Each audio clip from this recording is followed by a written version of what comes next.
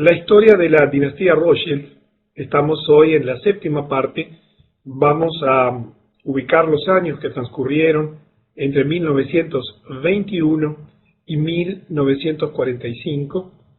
Esta serie de conferencias está basada en un libro que se llama La historia de la casa Rothschild de Andrew Hitchcock. No es un libro fácil de conseguir, el único que conozco está en idioma inglés. No sé si hay traducción, pero bueno, quizás lo puedas conseguir allí en tu país. Habíamos dejado en 1921. Habíamos visto que una de las grandes instituciones creadas a comienzos del siglo pasado, donde la dinastía Rothschild crea una serie de instituciones que van uniéndose cada una de ellas en una especie de operación de pinzas para ir controlando todos los estamentos de la sociedad en todas partes del mundo, fue el control de los medios de comunicación. Y vimos que todas las grandes revistas que circulan por el mundo, todas las grandes cadenas de noticias, todas las grandes agencias noticiosas, todas las grandes radios, todas las grandes productoras cinematográficas, todas son propiedad de los Illuminati a través de sus distintas familias y grupos de poder, y que dentro de ese conjunto de personas que integran esa cofradía de gobernantes, se le encargó a John D. Rockefeller la tarea de controlar los multimedia. Entonces, cuando tú miras esas revistas que aparentemente unas se oponen a otras, en realidad son todas perlas del mismo collar, y todo lo que en tu país hoy es historia oficial, todo lo que tú ves en la CNN, todo lo que tú ves en los diarios de primera línea, todo lo que escuchas en los informativos que tiene que ver con las noticias internacionales y muchas de las cosas que ocurren en tu país, está absoluta y totalmente digitado porque no tiene ninguna posibilidad. En México, en Perú, en Colombia, en Argentina, aquí tenemos gente de todo el mundo hispano, vemos lo mismo que vemos en Montevideo. Nos pasan las mismas noticias, los mismos enfoques, con los mismos intereses, porque así es la media, el multimedia hoy en día. En estos días, por ejemplo, tenemos el tema Wikileaks, ¿verdad? Y tú lo estás viendo a diario. Cuando tú ves la CNN atrás de eso, cuando tú ves el BBC News atrás de eso, cuando inunda los titulares de tu diario, tú sabes que están los Illuminati atrás de eso. Si no, simplemente te lo ocultarían, como todas las cosas o la mayor parte de las cosas que te estamos contando por aquí. ¿Quieres saber si algo es verdad? ¿Quieres saber si lo que te están diciendo, la forma en que te lo presentan, es la verdad? Fíjate en la fuente. E inmediatamente, en la medida que estás entrenado, allí tienes ya rápidamente un elemento para averiguar y comprender por dónde vienen los intereses de la información. A partir de allí, por ahora, mientras la Internet es libre, por ahora, no va a faltar mucho para que sea ferozmente censurada, puedes acceder a muchísima información independiente y a todas las fuentes independientes que tú desees y quieras en los diferentes idiomas, porque todo está absolutamente publicado y por eso puedes fácilmente confirmar informaciones, averiguar si es una desinformación o es una información, pero eso da un poquito de trabajo. En 1926, Rothschild & Sons, ustedes saben que los Rothschild habían llegado a fin del siglo XIX siendo dueños de más del 50% de la riqueza mundial, habiendo extendido una amplia cadena de casas bancarias, obviamente en toda Europa, en los Estados Unidos y comenzando a extenderse en el Lejano Oriente y en Asia. Financian o refinancian el metro eléctrico de la empresa Ferrocarriles de Londres, que tiene una participación muy importante en el control de todo el sistema de transporte subterráneo de Rothschild. Maurice de Rothschild tiene un hijo, Edmond de Rothschild, que va a pasar a ser un personaje muy importante en la historia moderna. Y en 1929 los Rothschild colapsan la economía de los Estados Unidos, producen la Gran Depresión con algo muy sencillo que tú lo vas a ver reproducirse, pero de un modo diferente, seguramente en el año 2011, la contracción de la oferta monetaria. Es decir, ellos eran los que proveen de la oferta monetaria. Imagínate que en este momento la banca internacional, los verdaderos dueños de todo el sistema de dinero que existe, y vas a ver algunas empresas, algunos operadores de esto, decidan cortar el flujo de dinero, inmediatamente hoy el mundo entero colapsaría. Ya no sería un problema local, porque hoy todo lo que tú ves que está funcionando depende de que la maquinita de imprimir dinero de la Reserva Federal lo esté haciendo a grandes velocidades en este momento, porque si no en tu país inmediatamente te quedarías sin crédito, te quedarías sin dinero y rápidamente la vida de tu país colapsaría. Simplemente hoy he leído un extensísimo informe sobre el tema de cómo va a llegar a nosotros la crisis brutal financiera que va a venir el año que viene, que es totalmente global en sus proporciones. Así que hoy no, por falta de tiempo, por la necesidad de elegir los puntos que vamos a ver en el día de hoy, no nos vamos a dedicar a analizar todo este tema de la Gran Depresión y todo lo que hicieron los Rothschild para generar esa Gran Depresión en los Estados Unidos, porque eso solo daría para más de una conferencia. Pero es uno de los hechos importantes de la historia del siglo pasado. Fue una prueba de lo que pueden hacer en una economía tan importante, la primera economía del mundo, como era Estados Unidos en aquel momento. Vamos a llegar hoy aquí en 1930 a uno de los centros de poder del mundo, oculto bajo las sombras del poder, absolutamente desconocido para ti. Yo estoy seguro que en estas 167 personas que hay en este momento en la reunión, no sé si alguno de ustedes alguna vez oyó hablar de lo que te vamos a contar ahora, el Banco Central de todos los bancos centrales del mundo. En 1930 se funda el primer banco mundial Rothschild, el Bank for International Settlements, BIS, Banco de Pagos Internacionales, BPI. ¿Alguna vez habías oído hablar de BIS? Aquí deben haber algunas personas que han estudiado economía o que le interesan la administración y las finanzas. ¿Alguna vez lo ves publicado en el diario de tu ciudad? ¿En el noticiero de la televisión allí o de las informaciones de prensa? ¿Has escuchado hablar acerca del Banco de Pagos Internacionales, el Bank for International Settlements, el BIS? Se estableció en Basilea, Suiza. Un detalle de este rompecabezas mundial es que todos los centros de poder están ubicados en Suiza. En el futuro nos vamos a enterar por qué. El mismo lugar donde 33 años antes se llevó a cabo el primer Congreso Sionista Mundial. Y como sabes, todo lo que hoy estás viendo y que está ocurriendo tiene como fuente de poder la organización sionista en el mundo.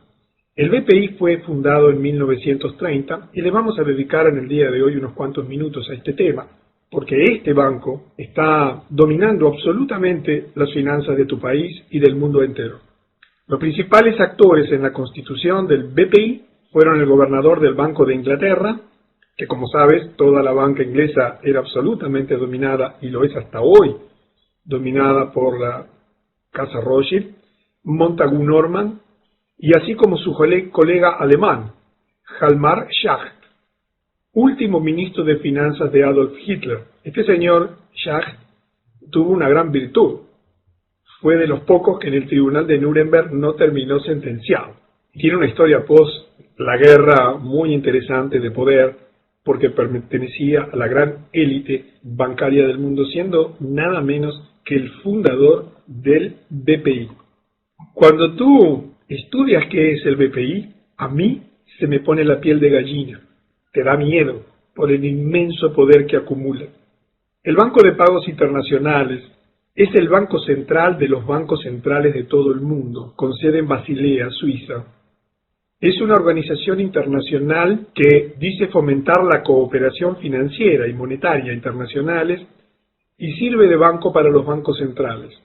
No rinde cuentas ante ningún gobierno. Es supranacional. Está por encima de quien gobierne tu país y cualquier gobierno del mundo.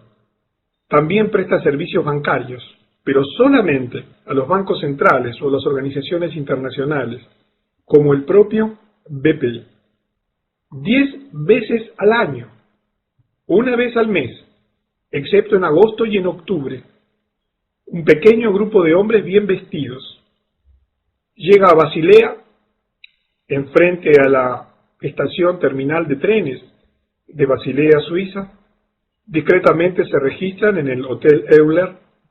Llegan a esta ciudad de lugares tan dispares como Tokio, Londres, Washington, para la reunión ordinaria del club supranacional más exclusivo, secreto y poderoso del mundo.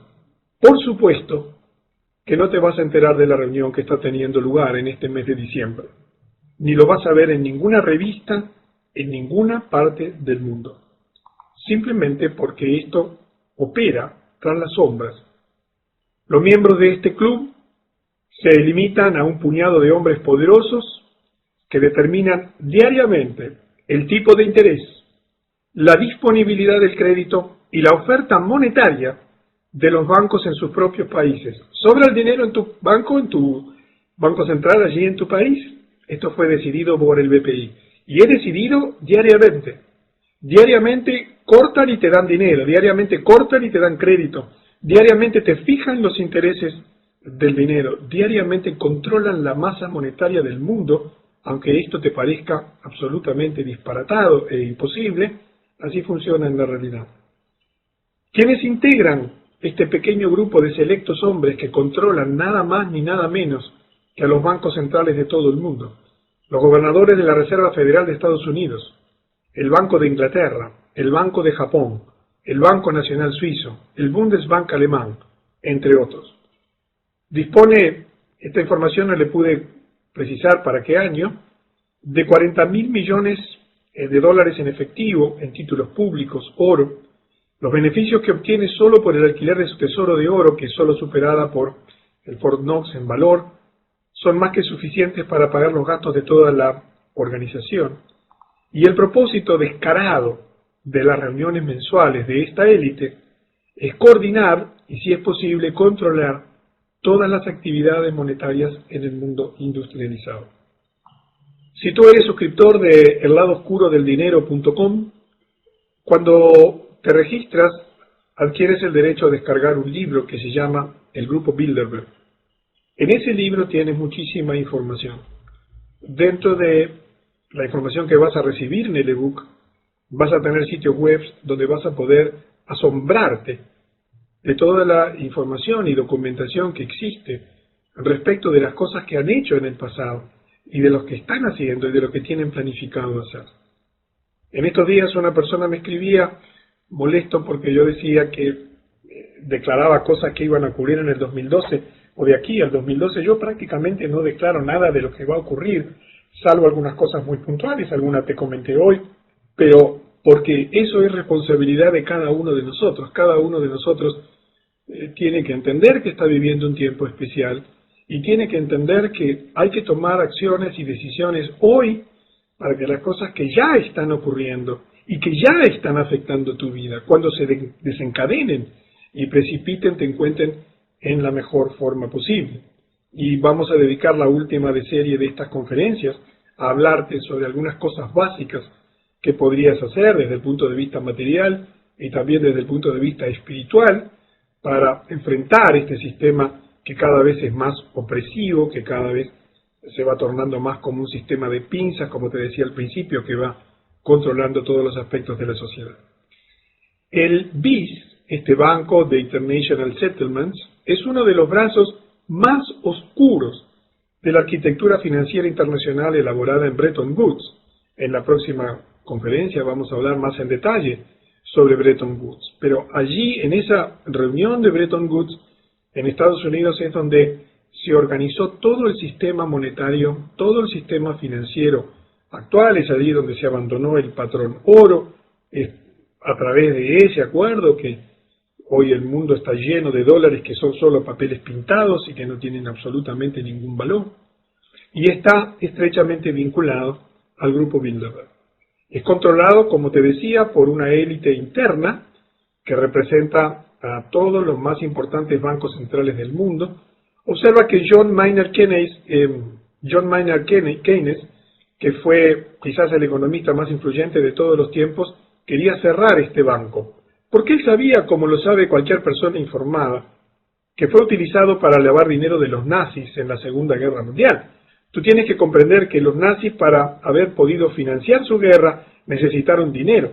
Siempre te aclaro que cuando en un lugar hay guerra, ese gobierno se endeuda, tiene que tomar créditos, porque el flujo del dinero normal que viene a sus arcas, vía impuestos al presupuesto del balance anual que ha elaborado para este año no puede ser utilizado para financiar los viajes de los soldados, el petróleo, las municiones, el armamento. Por lo tanto, automáticamente piden dinero prestado. Y allí, por supuesto, aparecen siempre todos estos grupos bancarios para dar dinero, porque dan el dinero a cambio de que la devolución sea garantida con los impuestos de la gente. Por eso, en tu país, si ha participado de guerras, ha terminado endeudado y teniendo que pagar fuertes reparaciones de guerra, tanto como ganador como perdedor. A comienzos del año 2006, ahora hace unos poquitos años, el BIS, para que tengas una idea que nos está afectando hoy modernamente, ya en ese momento publicó un documento en el que pedía el fin de las monedas nacionales, a favor de un modelo global de moneda única. Cuando en poco tiempo tú veas una moneda única, sabes que eso fue creado ya hace muchos años, que ya fue diseñado financieramente y que es un proceso absolutamente inevitable. En un informe publicado allí en un pedacito del Telegraph de Londres sobre las tasas de inflación del Reino Unido, se expresa que este BPI ha sugerido abandonar las muchas monedas nacionales a favor de un pequeño número de bloques monetarios formales basados en el dólar, el euro, el yen y el renminbi. No sé si sabes lo que es el renminbi, es la moneda oficial china, ¿verdad? Que tiene una unidad de medida en el yuan, pero en realidad la moneda de ellos es esta que te he comentado allí. Y ya de esto se está hablando hoy en día, está inundando todos los portales que van preparando la nueva situación.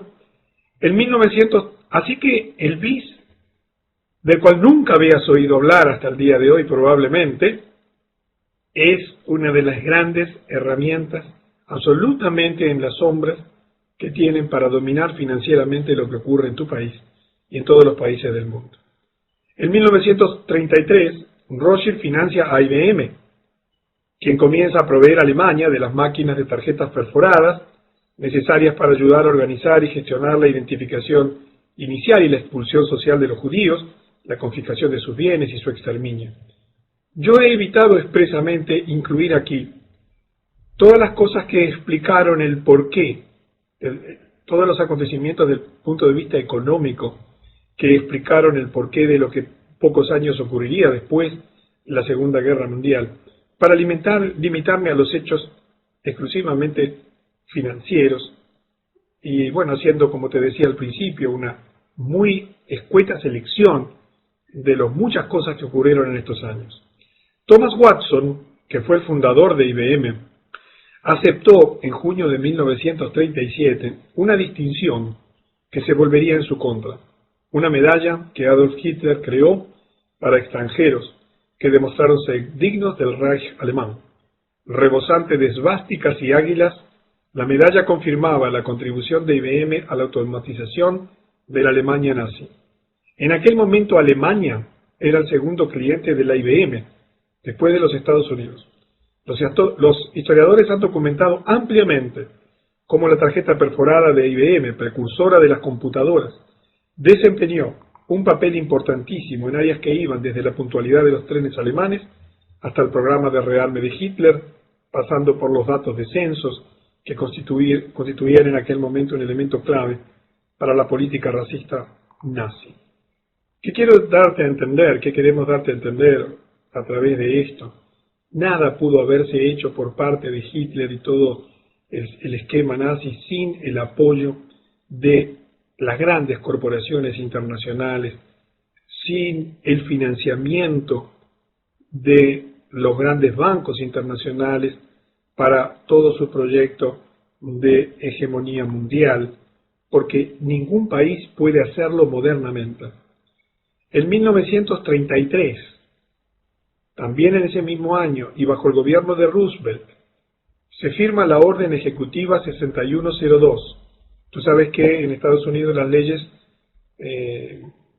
tienen una expresión numérica junto con unas letras, y se exigía a los ciudadanos de los Estados Unidos a entregar a más tardar el 1 de mayo de 1933 todo el oro en su poder. Te aclaro que Estados Unidos no estaba en guerra, ni había ninguna situación de emergencia. Sin embargo, salvo una pequeña cantidad de monedas de oro, deberían entregarse todos los lingotes de oro y certificados de oro de su propiedad a la Reserva Federal, al cambio de $20.67 por onza Troy. Imagínate que en tu país, hoy, el gobierno firma una orden ejecutiva y mañana lunes te enteras de que tú y tu familia tienen que entregar todo el oro que dispongan, salvo una muy pequeña cantidad, a no el gobierno de tu país, porque tú sabes que la Reserva Federal no es parte del gobierno de los Estados Unidos. La Reserva Federal es quien gobierna, pero es una entidad privada. Esa entidad privada recibió una inmensa cantidad de oro. Por supuesto, muchas familias, especialmente las adineradas y todas aquellas que tenían acceso a esta información previamente, ya habían transferido sus ahorros en oro a otros países. En el marco de la ley Comerciando con el Enemigo, que es una ley, un acta patriótica que había en ese momento, que impedía hacer negocios con los alemanes, se castigaba con una multa de hasta $10.000, al valor de hoy serían $167.700, ajustados por la inflación, o hasta 10 años de prisión, o ambas cosas. Estas son muchas de las cosas que han ocurrido en la historia, que han enriquecido ferozmente a la Reserva Federal. El precio del tesoro, del oro para las transacciones internacionales fue fijado a partir de entonces por la tesorería en $35 la onza, $587 a valor del 2010. Con el beneficio, con esa diferencia de beneficio, pagando 20,87 y quedándose con algo que inmediatamente, porque ellos fijan el valor del oro, de los intereses y demás, el gobierno constituyó un fondo de estabilización de intercambio que se creó por la Ley de Reserva del Oro en 1934. Acá tienes el sello del Departamento del Tesoro de los Estados Unidos, fundado en 1789, que por supuesto que como buen escudo de una institución perteneciente a los Illuminati tiene 13 estrellas, tiene una balanza y tiene una llave, que son por supuesto símbolos masónicos de adoración satánica, que obviamente flamean en todas las grandes, en los logos de todas las grandes instituciones, como hemos venido viendo en estas conferencias. Y así avanza la historia. 1933 fue un año de muchos acontecimientos importantes. El 16 de noviembre de ese año 1933, el presidente Roosevelt reconoce el régimen sionista de Stalin en Rusia, y ya hemos visto cómo todo ese régimen que hizo caer a la Rusia zarista y que instaló un régimen dictatorial comunista fue organizado por los sionistas. Ya hemos visto la lista de los nombres de todos los fundadores, que eran todos judíos, sionistas, judíos askenazí, sin consultar con el Congreso. Es decir, que Roosevelt ese día reconoció al régimen. Es como si en tu país el presidente reconozca a un Estado sin informarle al Congreso cuando esto es requisito. Y ello provocó que casi 8.000 ucranianos marchasen en aquel momento en protesta en Nueva York. También este año, en 1933, ocurre algo extraordinario. El presidente Roosevelt imparte la orden de incluir en cada billete dólar, en el que tú tienes allí en tu bolsillo o en tu casa, el ojo que todo lo ve, junto con el lema Novus Ordo Seculorum, nuevo orden de los siglos o de las eras. Y vamos a detenernos unos minutitos en analizar todos los símbolos masónicos y cabalistas que existen en el dólar. En realidad no son todos, porque hay más, pero hemos seleccionado de alguna imagen que hemos encontrado en internet los más importantes. Comenzando desde la parte superior y de izquierda a derecha, tú ves una frase que dice Anuit Coeptis. Anuit Coeptis quiere decir se anuncia la concepción. ¿La concepción de qué? De un nuevo mundo, de un nuevo orden mundial. Aparece en la torre de la punta de la pirámide, pero separada de la pirámide, no como parte de ella, el ojo que todo lo ve, el gran arquitecto, Lucifer, que tú sabes que es una deidad que representa la luz en la tradición oculta y esotérica. Luego tienes en la parte inferior de la pirámide, en ese arco, allí abajo la expresión Novus Ordo Secolorum, nuevo orden mundial. Del lado derecho, en la imagen de la derecha, tienes la expresión E pluribus unum, de muchos uno. Luego tienes una cantidad de estrellitas, por supuesto 13 estrellas iluminadas, que fueron además las 13 colonias originales iluminadas. Yo no sé si sabes que aquí en Uruguay, nuestro país fue liberado por los 33 orientales. No fueron 34 ni 31, ¿sí? El 25 de agosto de cada año nosotros celebramos la independencia, que fue lograda por 33 orientales, porque por supuesto todos los libertadores y todos los movimientos emancipadores fueron masones en todos los países de América. En la pirámide que tienes allí, tienes 13 hileras de piedras, también representando las 13 colonias norteamericanas originales. La base de la pirámide tiene 72 piedras, porque en la Cábala, que es otro de los orígenes de toda esta ideología y simbología, la Cábala judía, hay 72 poderes registrados. Del lado derecho tienes allí una espiga, creo que sí que es una espiga, no estoy seguro, son hojas.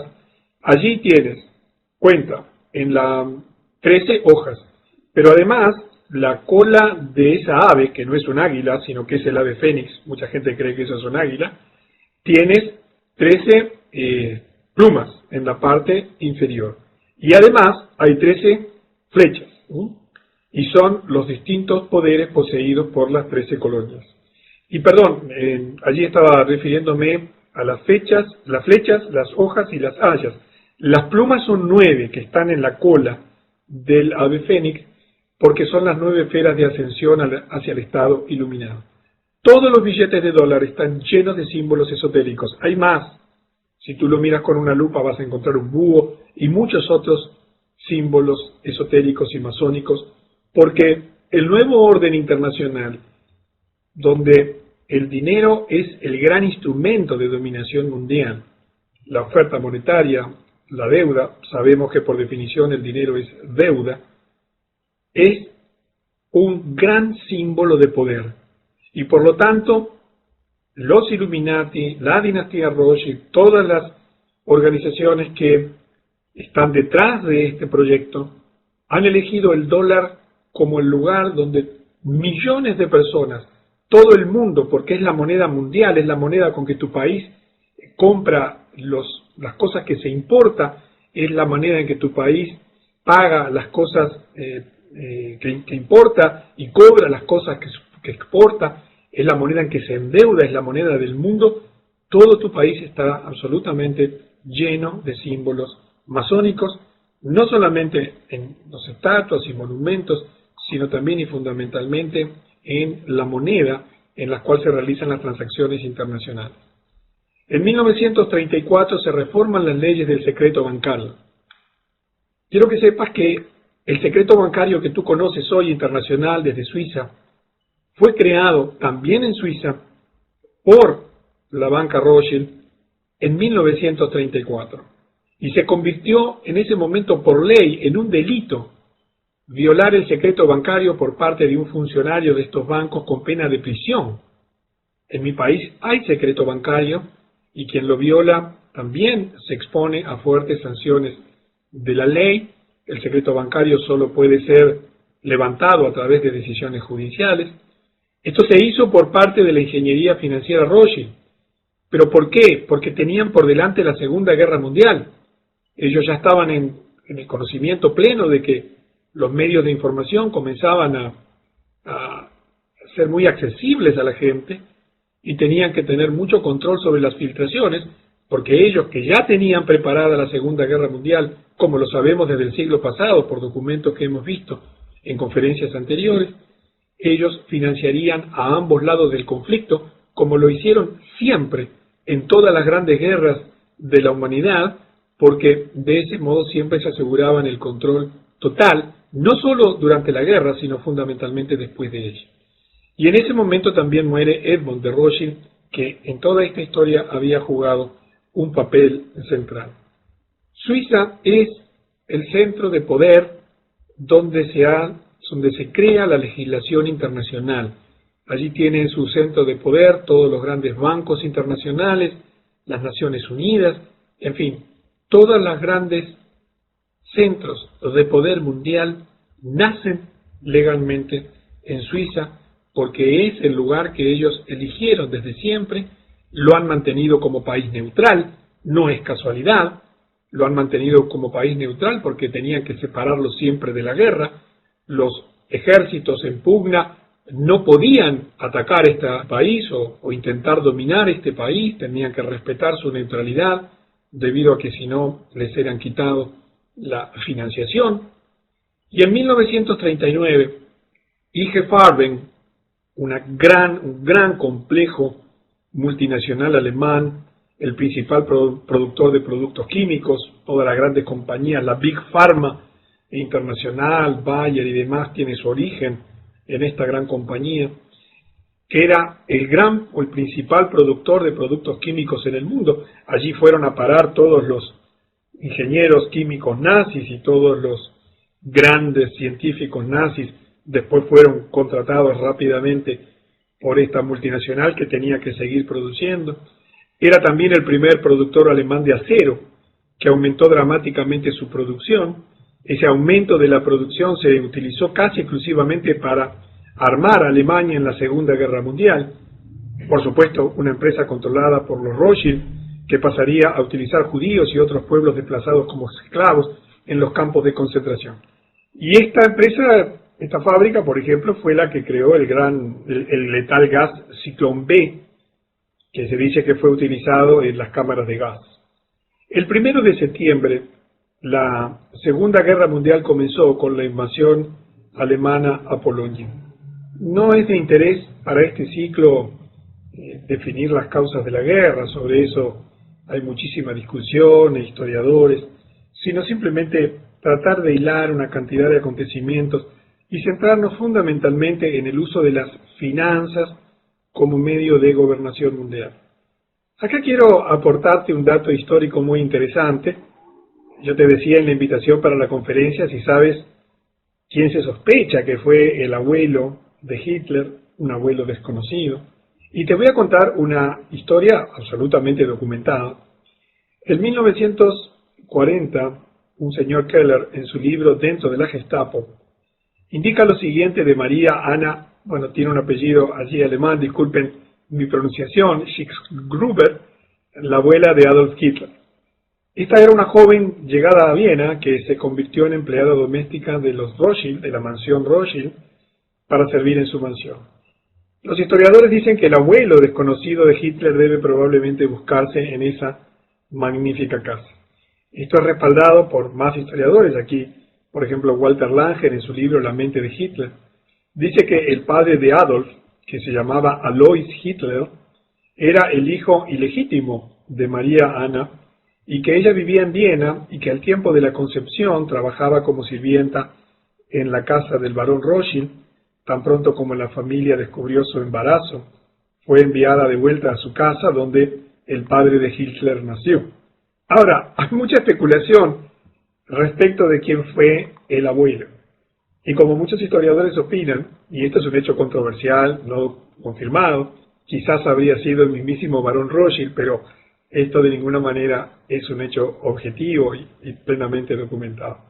En un análisis superficial puede parecer poco probable que Hitler fuese un Rothschild, pero, de nuevo, cuando se descubren los beneficios que los Rothschild obtuvieron de esta guerra, las conexiones financieras y políticas, es posible imaginar perfectamente una conexión Rothschild y que no parezca tan descabellado como podría parecer en un primer momento, nada menos que con toda la maquinaria nazi de la Segunda Guerra Mundial.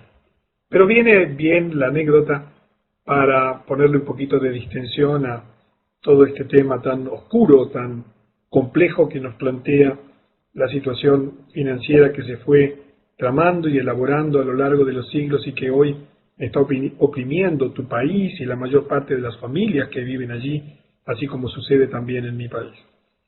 En 1941, Estados Unidos entra en guerra.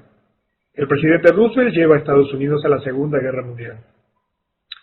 También aquí hay muchos estudios y muchas ideas sobre las verdaderas causas. Aquí vamos a darte una de las causas que tienen que ver con la situación financiera mundial.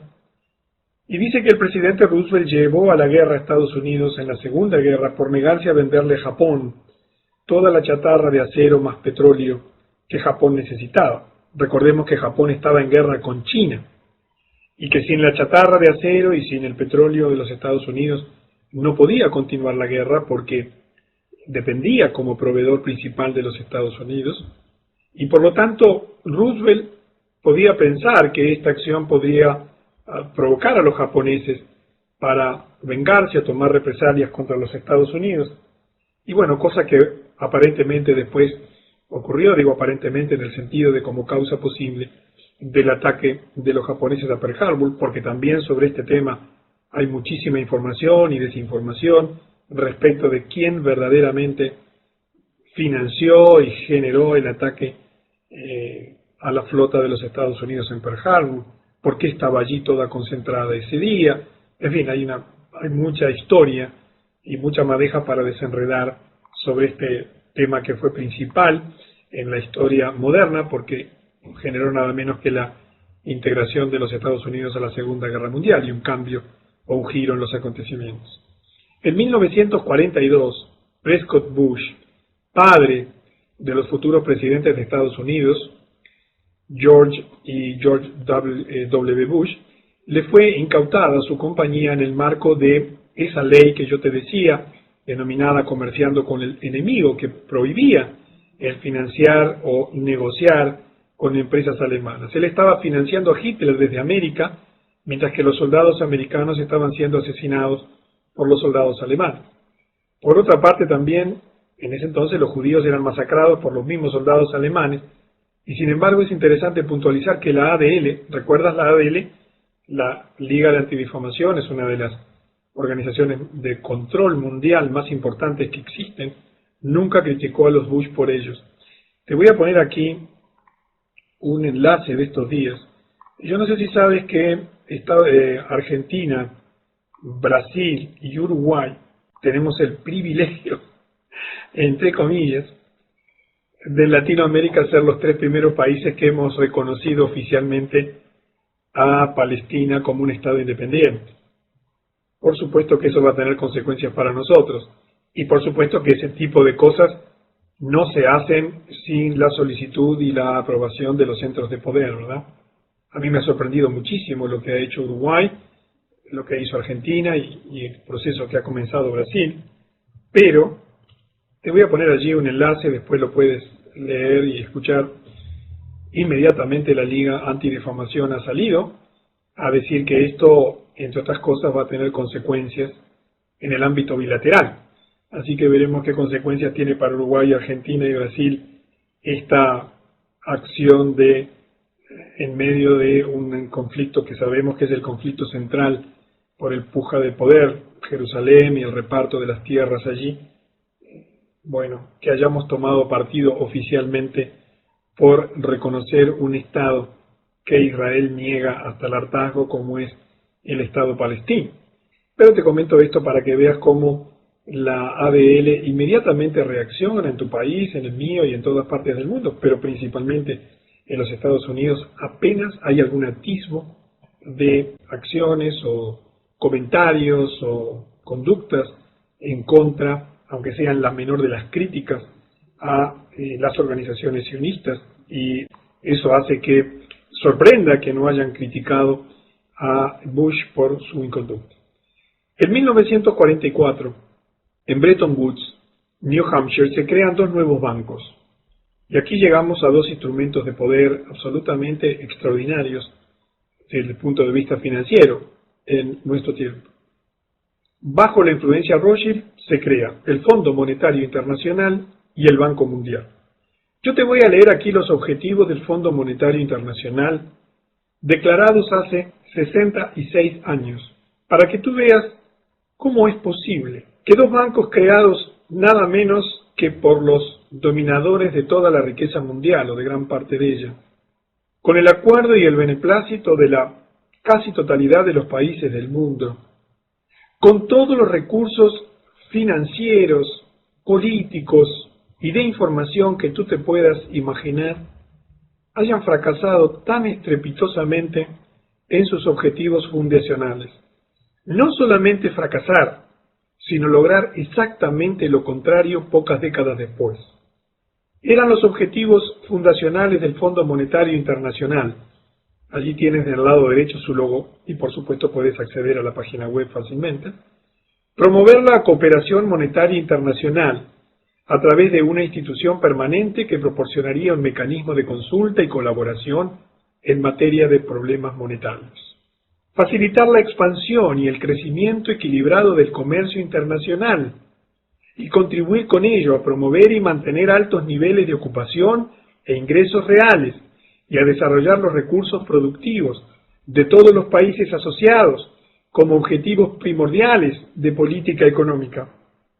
Si no te lo tomas en gracia, realmente es una tragedia mundial. 3. Promover la estabilidad de los cambios.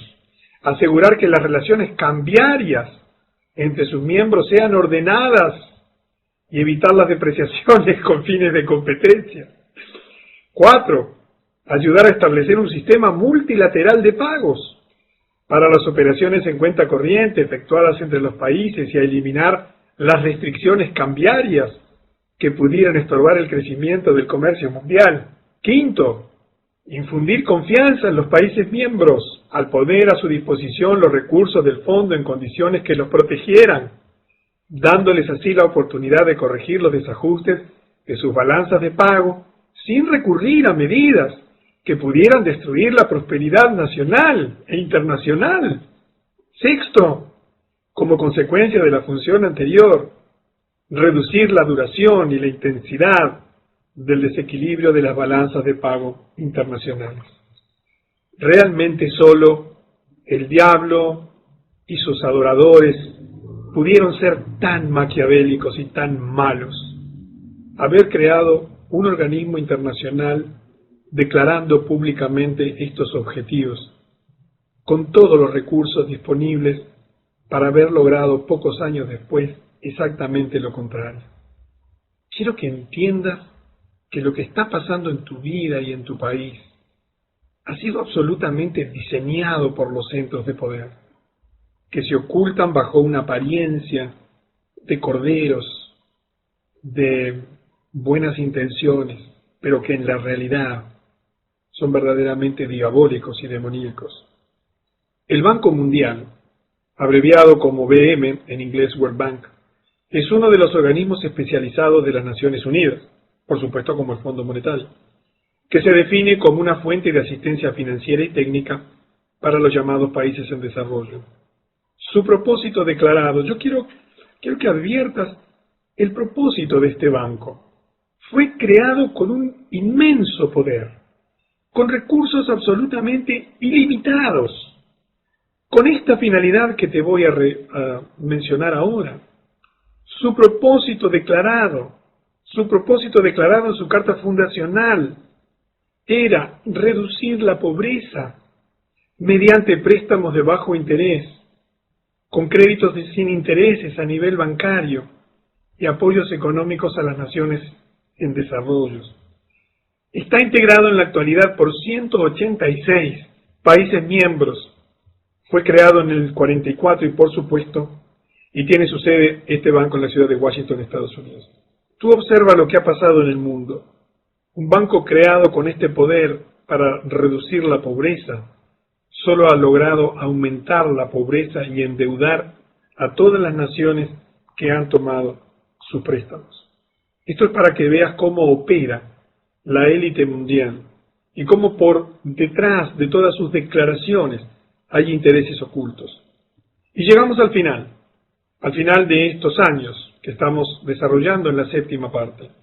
En 1945, luego del fin de la Segunda Guerra Mundial, se informó que las plantas Farben, ¿sabías esto? Mira que Alemania fue bombardeada, ¿verdad? Sin embargo, no fueron específicamente atacadas en los bombardeos sobre Alemania.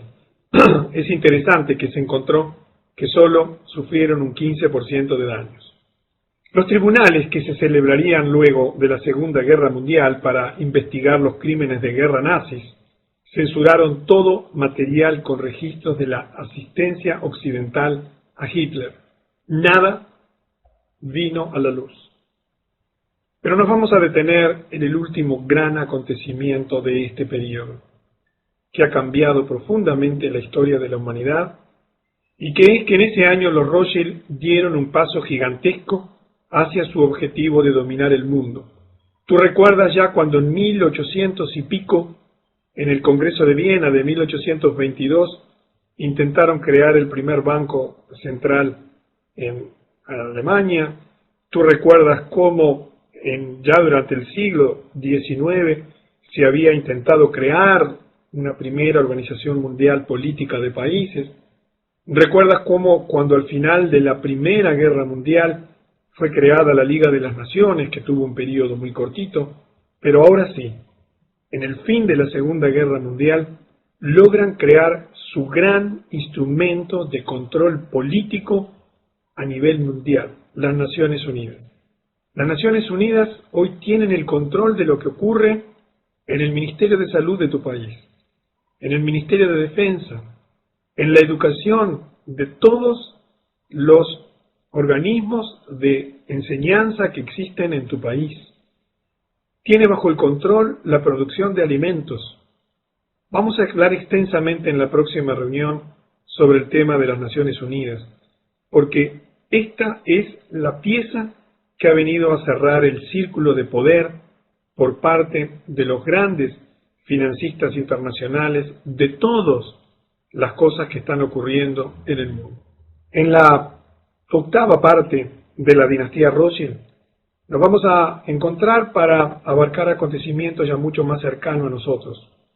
Te sorprenderás de las cosas que también vas a escuchar y que ocurrieron en la octava parte de la dinastía Rothschild.